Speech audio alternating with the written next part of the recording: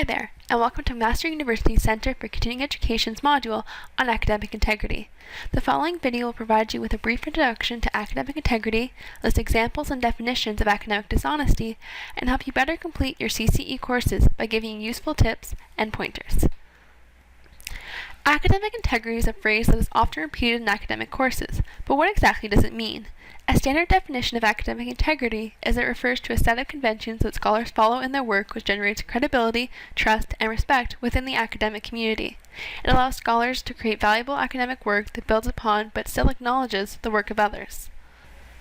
Academic integrity is important for many reasons. The first is that it makes you a credible researcher by demonstrating that you based your paper on appropriate sources and that you followed proper academic guidelines. Secondly, it ensures you have completed your assignment fairly by holding you and all other students to the same academic standards.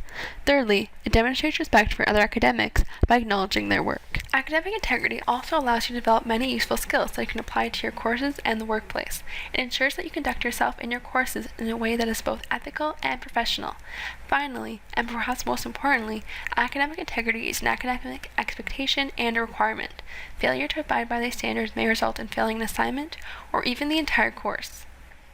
McMaster University has its own academic integrity policy, which can be found at www.mcmaster.ca/policy/students-academic-studies/academic-integrity.pdf. It is a fairly quick read and it provides many pieces of information that you should know as you complete your courses. Most importantly for students, it states responsibilities of students, administration, instructors, and other university staff regarding academic integrity. It also lists examples of academic dishonesty and defines many key terms such as plagiarism. Finally, it provides procedures for when someone is accused of academic dishonesty, including penalties. Throughout the academic integrity policy, you will see many references to academic dishonesty, but what exactly does it mean? The Office of Academic Integrity at McMaster states that academic dishonesty is to knowingly act or fail to act in a way that results or could result in unearned academic credit or advantage. Additionally, it states that an offense is deemed to have been committed if the person ought reasonably to have known. In this context, the term reasonably can simply mean having linked to the McMaster policy in the course outline, the Avenue to Learn website, or on the assignment introduction. Not knowing how to cite will not be considered an excuse, and it is recommended that you speak to your instructor if you ever think you may be committing an act of academic dishonesty. Common examples of academic dishonesty include many actions, and the rules associated with it apply to all work submitted for a course, including essays, presentations, online discussion posts, tests, exams, and more. For example, submitting an assignment has been entirely or in part copied from another person, including someone in your class, is considered academic dishonesty, as is submitting work for which credit has already been obtained, such as reusing an assignment from another class. Improper collaboration, which means to work with someone on a non-group assignment, is also prohibited according to McMaster's academic integrity policy.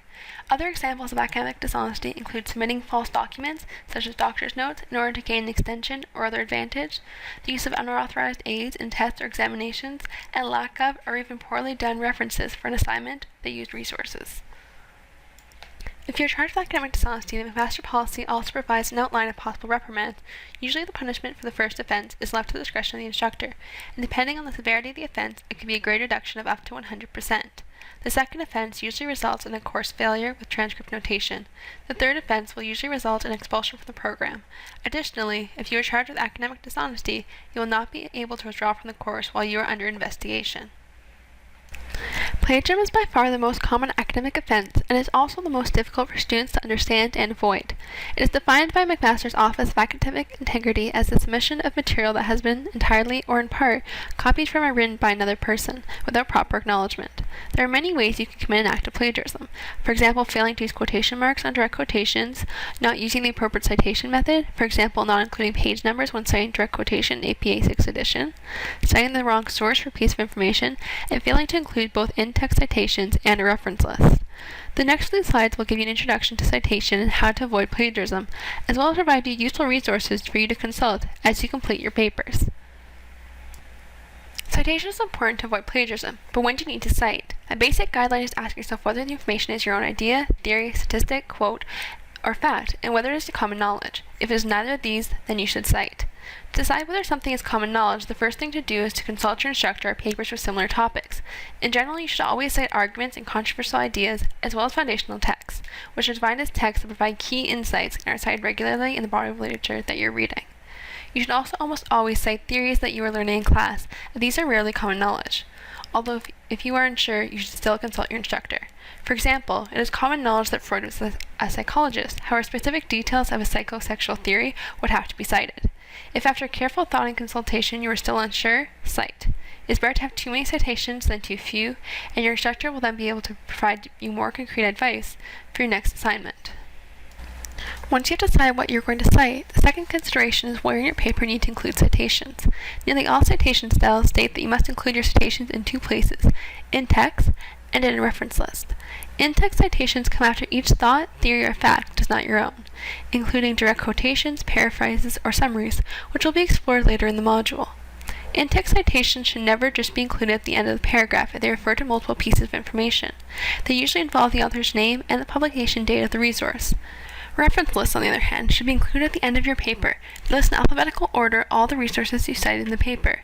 These citations are much larger and include many more pieces of information than the in-text citations, such as titles and where it was originally published. Many people often use the terms reference list and bibliography interchangeably, but it's important to recognize that these represent very different things. A bibliography refers to a list that cites all the papers that you even just glanced through while making your paper. A reference list, however, only includes references that have already been cited in the body of your work. It is important that in your class assignments you use the appropriate title for your citation style. For example, APA 6th edition uses reference lists exclusively. If you'd like to know more about the differences between the two, click on the link provided. When it actually comes to writing your assignment, there are three ways you include other people's ideas: a direct quotation, a paraphrase, and a summary. The next few slides will investigate each of these methods in depth, but before we do so, it's important to remember that there are often different guidelines for citing each of these. The examples used here are all cited using APA Style 6th edition, but consult with your instructor or CCE staff to ensure that you use the style appropriate to your course. Direct quotations involve using someone else's words exactly, and it's attributed to them using quotation marks or, for longer quotations, using indentations. These must be cited. Note, in the style used here, APA 6th edition, the page number is also included in the in-text citations for the direct quotation. Paraphrasing involves using someone else's ideas but rephrasing them in your own words. These must also be cited, but note that for paraphrasing, no page number needs to be included for APA 6th edition. Finally, summarizing means to take another's work and only include the key conclusions and arguments. It can incorporate both paraphrasing and direct quotations, and also needs to be cited appropriately. Reference lists are used at the end of your paper to provide more information about the sources you have already cited. Although every citation style may ask you to alter formatting slightly, some important considerations are to make sure your list is in alphabetical order by author's last name, to both indent and double space your reference list, and to capitalize the first letter of both titles and subtitles. Additionally, you must italicize or put in quotations the main title. Note that in APA 6th edition, the most commonly used citation style at CCE, you must italicize. And finally, you must also include in your reference list text or other resources that have already been referenced at other locations in your paper. When it comes to the style citation, there are literally hundreds to choose from. Some of the most popular include APA, MLA, and Chicago. Your instructor may dictate what style citation you have to use, or just tell you to be consistent throughout, which allows you to simply choose the style that you're most comfortable with. If you're unsure what style you need for a course, contact your instructor or CCE staff. Most of the courses through the Center for Continuing Education use APA 6th edition, so we've included several resources for you to access to learn more about this style of citation. Included in this list is the official APA Citation website, which houses tons of tips, tricks, and examples to help you with your assignments. Before I move on, here are some tips you can use to help ensure that you are citing appropriately and thus avoiding plagiarism. First, remember that there are many pieces of information you need for citations. When you're taking notes for your assignment, make sure to record these as well. Additionally, in many citation styles, long and short quotations are recorded differently. Review the resources before you do these. Also, be sure to include both in-text citations and a reference list. Additionally, if your course has a course pack or courseware, make sure you cite the individual work in the course pack, as well as where you found it. For more information on how to do this in APA, you can check out the library website at library.mcmaster.ca/guides/APA style guide. Also note, if you're citing a book or paper that has an editor, make sure you cite the original author as well as the editor. Finally, as you're writing, pay attention to how often you have citations. If you have citations after every sentence, it shows to your instructor that none of it is your original work. Make sure that there is at least one of your own thoughts in each paragraph. For more tips, you can also check out this APA sample paper by Owl at Purdue. There are also many tools you can use to help you with citations. Click here to learn more about Refworks, or here to learn more about Google Scholar, and here to learn more about Microsoft Word. Alternatively, if you'd like to just proceed with the video, you can click here to skip forward. Refworks is a really useful system. It's located on the McMaster website, and it allows you to import your own references, create references by yourself, and even create your bibliography or reference list as well as in-text citations for you using the system that you'd like. You can log into Refworks on the library website at library.mcmaster.ca. Once on the home page, you can scroll down and find Reference. Click on that. If you already have used Reference before, you'll have a login name and password. Otherwise, you can create your own account. You just input your McMaster email address, a login name, and a password. I already have one, so I'll use the login information here. So I'll just import my login information, and then click on Login. Now I'm inside the system. There are two ways to import references into Refworks. The first is to do it manually. To do this, click on New Reference. You'll have to fill in the author, the date, the year of publication, and all the other required information. You'll also have to choose what kind of reference you'd like to create. For today, we'll use APA 6th edition. Now let's assume I want to input all the information from the journal article on my right.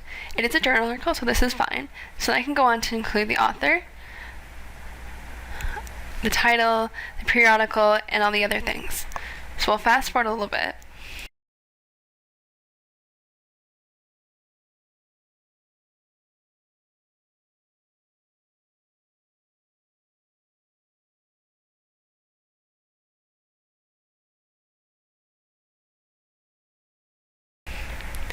Now you have to choose a folder.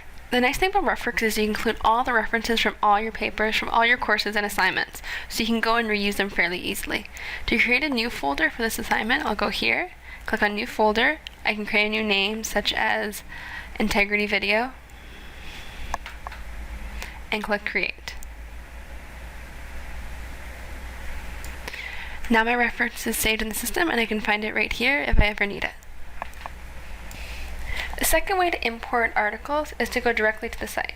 So let's say I want to import this article here. I click on Export Citation.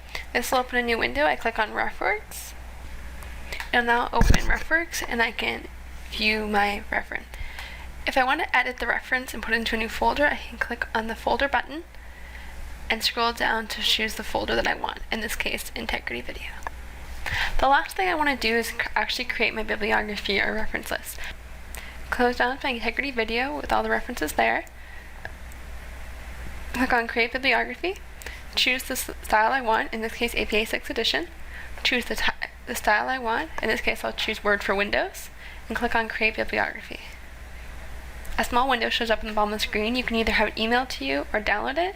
I want to download it, so I'll click there. Click OK, and there's my reference list.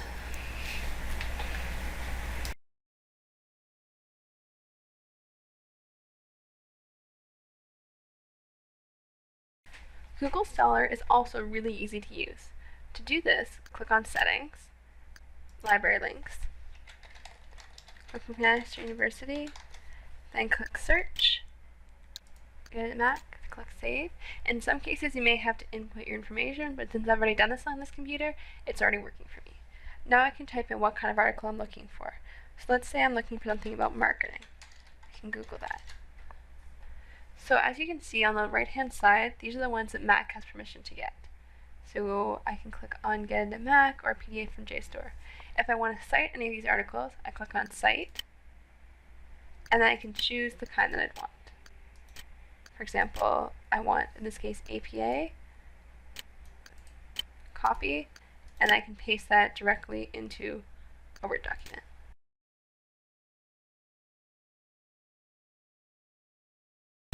Finally, let's look at Microsoft Word. This is a really great tool because it allows you to create your references and your reference list right in the same system you used to create your paper. To do this, click on References in the top header. Scroll down and you can choose your style. For today, we're going to use APA 6th edition, but as you can see, there are many other options available depending on what your course asks you to use. So let's click on APA 6th edition. Now that we've chosen the style, we want to go click on Insert Citation. add new source. This will allow us to input all the information for whatever resource we're going to use. So for APA Citation, this is all the information you need, but let's say you want to use a different kind of citation. You can click on this and allow it to open up to all the different information fields you might need, and then you can change your citation style later on if for some reason you didn't know it at the time you're making your paper. But for now, let's just do APA Citation. So if you remember from Google Scholar, you can click on Cite and it opens up a makeshift citation. So you can do this again, and it allows you to see all the information you'll need for this, including the author name, the journal name, the title, etc. And it makes it a lot easier for transcribing. So I'll speed this up a little bit, but as you can see, I'm inputting all the different information, including the author, the title, the journal name, pages, etc. So once I finish that, I can click on OK, and there it is. So as I continue to write, let's say I write this sentence. So let's say I write the sentence, health informatics is an emerging field of research. This is something I need to cite. So I'd go on to click at the top of this page and click on Add Citation. As you can see, the one I just sorted is right there, and I can add that to my paper. It's important to know that as you add more citations for a longer paper, more of those will appear under Insert Citation, so you have to make sure you insert the right one. At the end, you'll also want to create a Works Cited, so you can go click on Works Cited, and all the citations that you've added so far will appear there. Now for APA, because it's not Works Cited, it's Reference List, I have to change the name. But there you go, my reference list is completed. There are many ways you can help yourself avoid charges of academic dishonesty. For example, planning ahead. If you leave your assignment to the last minute, you're more likely to make mistakes or cut corners. You should also take good notes as you record information for your assignment. This includes taking down the sources. Another tip is to consult the many resources available to students at McMaster University. Many librarians and libraries at McMaster have resources that can help you complete your work. If your course is online or you're unable to go to the main campus, there are also many online resources available on the library website, the link provided here. Also, when you're reading your piece, it's vital that everything makes sense to you. If you're unsure about something or don't understand it, then it's probably copied or partially copied and not your own work. Additionally, do not share anything you have written for a course. It is acceptable to provide fellow classmates with tips or brief outlines about what you have done, but showing them or allowing them to copy part of your work will constitute an act of academic dishonesty. Finally, educate yourself about academic dishonesty. This tutorial provides an invaluable intro to academic integrity, but there are many more resources. Check these out if you have any questions. Additionally, if you're still unsure, consult with your instructor or CCE staff. They would be happy to help. We hope this module has helped acquaint you with some of the most important components of academic integrity. If you'd like more information or would like to further test your knowledge, check out the links provided. Additionally, check out the quiz provided on Avenue to help solidify the knowledge you've gained.